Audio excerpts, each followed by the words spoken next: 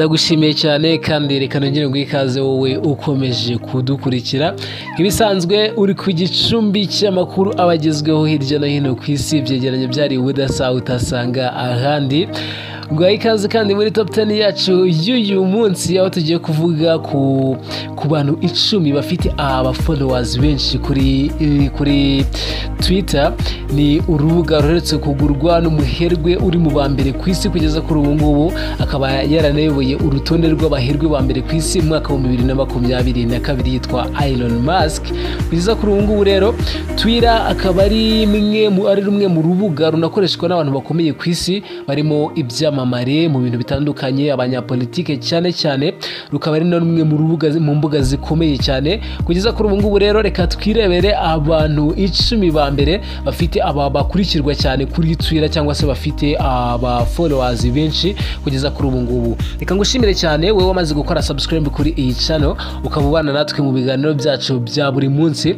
Niba kandi nawe utarakora subscribe kanda hano subscribe by'ubana natwe mu biganiro byacu bya buri munsi. Nawe nige mu bana nitwa Emil, guha ikaze muri top 10 yacu y'uyu munsi. Tudatinze reka duhere ku mwanya wa 10 mu bantu bafite mu ma account afite aba followers benshi kuri Twitter cyangwa se akurikirwa cyane. Aho ku mwanya wa 10 tuhasanga account ya YouTube.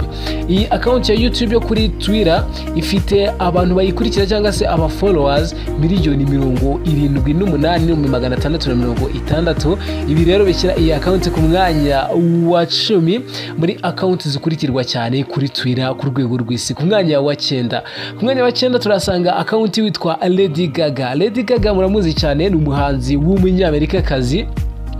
Kugeza kuri ubu ngubu akaba account ye ikurikirwa n'abantu bangana cyangwa se afite aba followers 85,000 ndetse n'140. Lady Gaga rero bimushyira ku mwanya wa 9 mu bantu bafite aba followers benshi kuri Twitter kugeza kuri ubu muri mwaka wa 2023. Ku mwanya wa 8 ku mwanya wa 7 ni ku mwanya wa 7 ku mwanya wa 8 turasanga witwa Narendra Modi. Uyu ni umunyapolitike muramuzi cyane. Uyu akaba afite aba followers cyangwa se abantu bamukurikira kuri Twitter bangana na 86,000 ndetse no 70,000. Ibi rero bikamushyira ku mwanya wa 8 mu bantu bakurikirwa cyane kuri Twitter kugeza kuri ubu ngubu ni muri mwaka wa 2023. Ku mwanya wa 7 turasanga umuhanzi kazi witwa Taylor Swift. Taylor Swift ufite account kuri Twitter yitwa Taylor Swift 13. Kugeza ubu afite abantu bamukurikira bangana na 92,870. Ibi rero bimushyira mu bantu bakurikirwa cyane kuri Twitter kugeza kuri ubu ngubu, akaba aza ku mwanya wa 7 mu bantu bakurikirwa cyane cyangwa se bafite aba followers benshi kuri Twitter.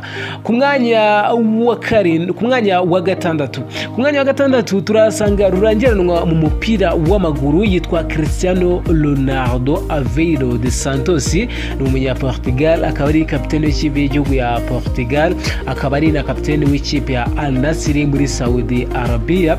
Cristiano Ronaldo afite aba followers 107,520. Ibi rero bikaba bishyira Cristiano Ronaldo ku mwanya wa 6 mu bantu bafite account za Twitter zifite aba followers benshi cyane ku isi. Ku mwanya wa 5 twinjira muri top 5 turasanga umuhanzi w'umunyamerika n'umuhanzikazi w'umunyamerika ukomoka mu birwa bya Barbados yitwa Rihanna Fenty. Rihanna Fenty kugeza ubu afite aba followers cyangwa se abantu bamukurikira kuri Twitter bangana na 108,000. Ibi rero bimushyira ku mwanya wa 5 mu bantu bafite account za Twitter zikurikirwa cyane ku isi.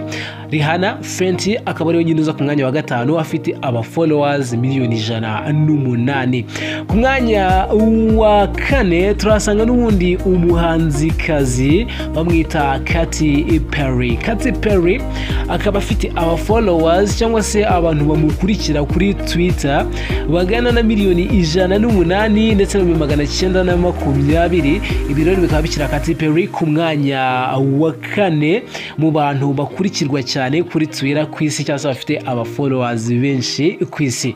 Ku mwanya wa 3 mu bantu bafite aba followers benshi kuri Twitter ku rwego rw'isi turasanga umuhanzi ufite inkomoko mu gihugu cya Canada ariko akaba akorera umuziki wo muri Leta Zunze Ubumwe za Amerika kuva mu myaka ishize, yitwa Justin Bieber. Kugeza kuri ubu ngubu kuri Twitter akaba afite abantu bamukurikira cyangwa se aba followers 113 ndetse n'ibihumbi 810.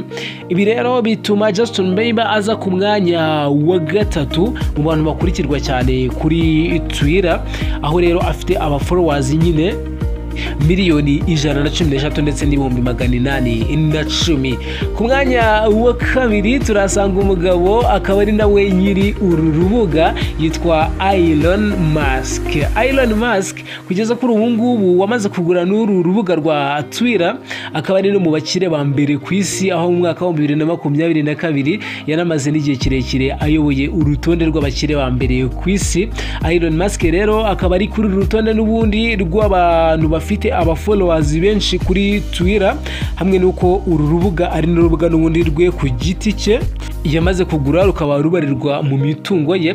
Kugeza ubu rero Elon Musk, uyu mukire unafite inkomoko muri Afrika, by'umwihariko muri Afrika y'Epfo, akaba afite aba followers kuri Twitter bangana na 127 ndetse n'ibihumbi 130. Ibi rero bimushyira ku mwanya wa 2 mu bantu bafite aba followers benshi kuri Twitter ku rwego rw'isi. Ku mwanya wa 1 turasanga Barack Obama. Uyu mugabo wabaye perezida wa Leta Zunze Ubumwe za Amerika, akanaba perezida wa mbere w'umwirabura wayoboye iki gihugu, afite inkomoko mu gihugu cya Kenya. Umubyeyi we, papa we, akaba avuka mu gihugu cya Kenya.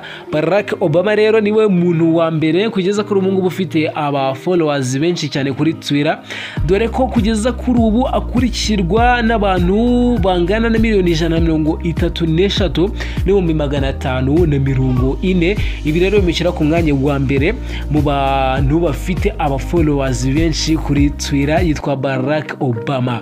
Uru rutonde rw'abantu 10 bakurikirwa cyane kuri Twitter cyangwa se bafite aba followers benshi kuri Twitter, ushaka gusoma ibirambuye kuri uru rutonde wasura urubuga rwitwa www.statista.com, ari naho twakuye natwe uru rutonde. Gushimira cyane rero wowe ukomeje gukurikira ibiganiro byacu, ngaho nguko uru rwo rutonde rw'abantu 10 bafite aba followers benshi cyane kuri Twitter. Reka ngushimire cyane, nkwifurize ibihe byiza, ibyo urimo byose bikugendekere neza, unagirwa n'ibiganiro dukomeza kukugezaho. Comment yawe, like ndetse na share ni ingenzi. Wibuke kandi gukanda subscribe kugira ngo ujye ubana natwe mu biganiro byacu bya buri munsi. Nabundi nitwa MER. Salam, shalom.